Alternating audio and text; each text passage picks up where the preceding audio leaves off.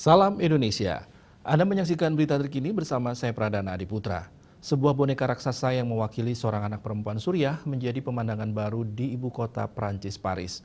Boneka raksasa ini dihadirkan untuk meningkatkan kesadaran akan nasib para imigran Suriah.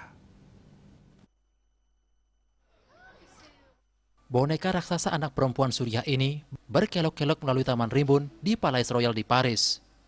Tujuan dari aksi ini adalah untuk meningkatkan kesadaran akan nasib para imigran.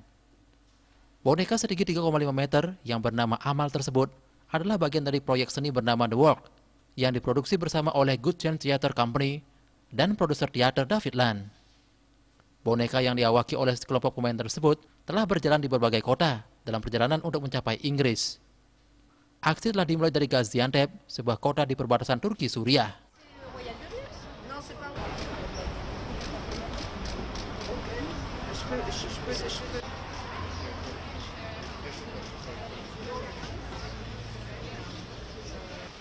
Pada tanggal 14 Oktober, Amal telah mengunjungi Paris dan komedi Francaise yang terkenal dan berbagi panggung dengan salah satu aktor perusahaan tersebut untuk sebuah sketsa singkat dan improvisasi.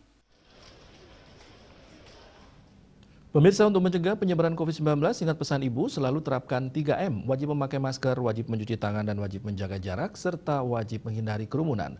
Dengan penerapan perilaku 3M, Indonesia segera terbebas virus corona menuju Indonesia maju. Update terus informasi Anda dengan subscribe dan like YouTube channel Bali TV @newsbalitv. Tetaplah bersama Bali TV. Salam Indonesia.